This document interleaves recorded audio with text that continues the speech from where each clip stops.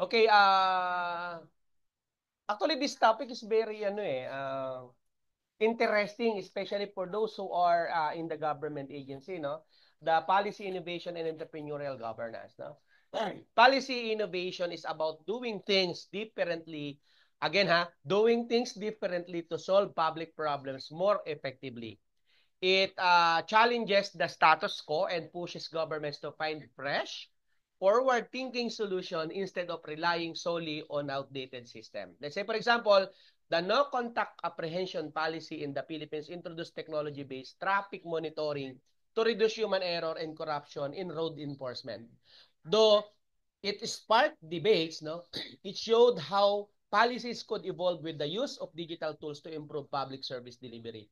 Entrepreneurial governance goes beyond, no, managing public resources. It's about adopting a mindset that values creativity, agility, and risk-taking to bring positive change. It borrows practices from the business world such as strategic planning, customer feedback loops, and performance metrics, and applies them in public service. For instance, no, Pasig City under Mayor Vico Soto, di ako nagkakampaign embrace transparency, no, by digitizing procurement processes and engaging youth through participatory budgeting, showing that local governments can behave like startups, no? Lean, responsive, and citizen focused. And to give us more details about the topic, let us all welcome our presenter. Go ahead. Good morning po. So I will be presenting po yung Chapter 16, Policy Innovation and Entrepreneurial Governance. So entrepreneurial governance and policy innovation have become essential ideas influencing how governments tackle modern issues and provide public services in the always changing field of public administration. Fundamentally, these ideas are a break from the conventional bureaucratic top-down methods, favoring flexibility, experimentation, and teamwork to successfully address difficult issues. So governments need to adopt flexible, experimental, and innovative approaches to address complex and rapidly changing societal issues. So the emergence of digital technologies and data analytics is transforming government interactions with the public, offering opportunities for improve accountability, transparency, and citizen participation. However po, challenges such as bureaucratic resistance and the need to ensure fairness and inclusion in policy innovation processes are also acknowledged. Ultimately, the governance and policy innovation are presented as essential for tackling 21st century problems and fostering positive social change po. So, nandito po yung next is yung theories and practices of entrepreneurial governance and policy innovation po. So, yung first po is policy entrepreneurship. So, it describes proactive efforts by individuals or organizations to develop creative policy solutions and acting as change agents to promote innovation and reform. Next po is network governance. This stresses cooperation, partnerships, and information exchange among firms, nonprofits, government agencies, and stakeholders to address complex issues collectively. Third po is creative culture and innovation. It emphasizes the need for a creative environment within government, like supporting staff to take chances, and providing resources for innovation projects through mechanisms like accelerators and innovation labs. So next po is yung policy innovation. The policy innovation involves creating and implementing new policies or modifying existing ones using evidence-based techniques such as problem solving, policy analysis, program design, and assessment. Next po is design thinking. It is highlighted as a method for generating new policies, focusing on empathy, creativity, and teamwork in a human-centered iterative approach to problem solving. Next po is policy creation. So, design thinking encourages policymakers to engage with citizens and stakeholders to better understand their needs and create more effective solutions. Agile policy formulation is governments are increasingly use agile methods to promote responsiveness and flexibility. So it involved po yung teamwork, iteration, breaking down issues, and rapid prototyping and testing. Next pa is policy experimentation. So testing new policies methodically helps governments learn what works and what doesn't. So informing future policy decisions. Adaptive governance, ito po yung approach which involves continuous observation, assessment, and modification of policies in response to data and unforeseen events. So while these are beneficial po, these approaches require careful consideration of potential difficulties such as yung bureaucratic resistance po, resource limitations, and the need for fairness and inclusion. Next po is agile policy, development processes, experimentation, and adaptive governance. So ito po is yung innovative public administration approaches emphasizing flexibility, responsiveness, and continuous learning in policymaking.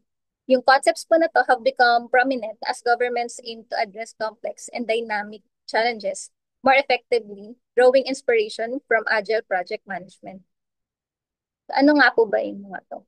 So, agile policy development, this involves breaking down policy problems into smaller manageable components or sprints, emphasizing collaboration and iteration, and using real-world evidence and stakeholder input to adjust policies. So this approach po aims to avoid the pitfalls of traditional inner policy making processes, such as yung lengthy planning cycles po and resistance to change. Next is experimentation. This involves systematically testing new policies or interventions in a controlled and transparent manner to assess their effectiveness, gather evidence, and inform decision making. So experimentation helps government identify what works, what doesn't, and why, allowing for the refinement policies and programs over time. Adaptive governance. This is essential for governments to respond effectively to uncertainty, complexity, and change. It involves continuously monitoring and evaluating policy outcomes, adjusting strategies based on feedback and evidence, and building resilience to unexpected shocks and disruptions. So, adaptive governance po also emphasize building partnerships and networks across various stakeholders po namin to share information, resources, and expertise. So, isa pa po under ni adaptive governance is transparency nga po, accountability, and public participation, which is crucial aspects po ng adaptive governance, ensuring that decisions are informed by evidence, responsive to citizen needs, and aligned with public values and priorities. So this may involve using open data initiatives, public consultations, and participatory decision-making tools. So meron po tayong case studies po ng policy entrepreneurship, innovation labs, and public sector startups po. So first po natin is yung Singapore's GovTech. It provides po a forum for government, academia, and business to collaboratively develop solutions to public sector challenges using human-centered design and agile approaches. Next po is Code for American Brigade, a grassroots networks in the US that partners with local governments to create technological solutions for civic issues. Next po yung meron din si UK. So UK's Innovation Units, it helps governments departments develop creative solutions to policy issues through design thinking, experimentation, and cooperation. Next po is Living City City Accelerator. Ito po, nagpo-focus po siya sa issue ng public safety, economic growth, and affordable housing. So bringing together city leaders, practitioners, and specialists po to advance inclusion and equity. Next po is Public Sector Innovation Labs Network.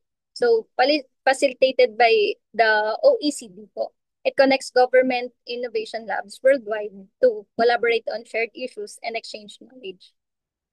Next po is US General Services Administration's 18F program. So, it works with the federal agencies to improve government service delivery through technology and design, employing agile software development and user-centered design.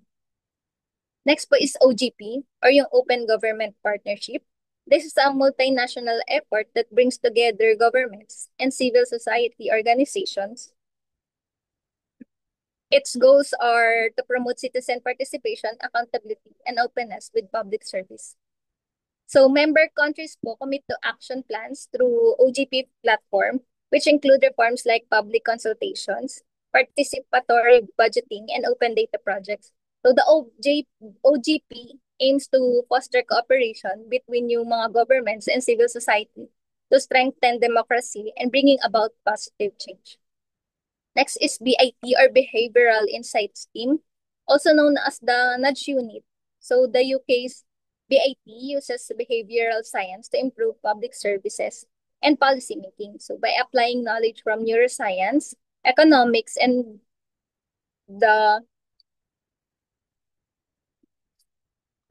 psychology, the BIT helps government develop evidence-based policies po. So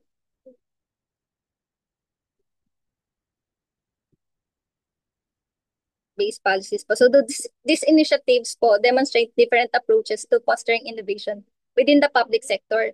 So it emphasizes collaboration, experimentation, and the use of technology to address complex societal changes. So gaya nga po nung sabi ni Doc, nag-evolve po yun dun sa mga, ito po yung mga case studies natin. Sila din po yung nagpatunay ng mga policy innovations po natin na effective po sila. So yun lang po. Thank you.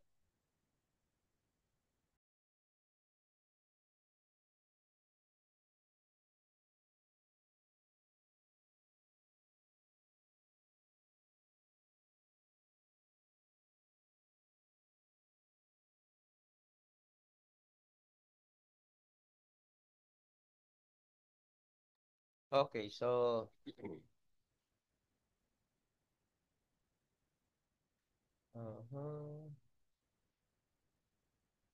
to sustain policy innovation and entrepreneurial governance, there must be a culture of learning and openness within public institution. No? This means investing in research, no? Piloting new programs before scaling, and being receptive to feedback. Public administrators po must be equipped not just with technical knowledge, but also with empathy, no, and vision. No? As future leaders in public service, we must cultivate these qualities, no? Because the most effective policies are not always the most complex, expensive, but the ones that truly respond to people's life experiences. Okay? So I think that's it for this topic. Thank you so much, Present.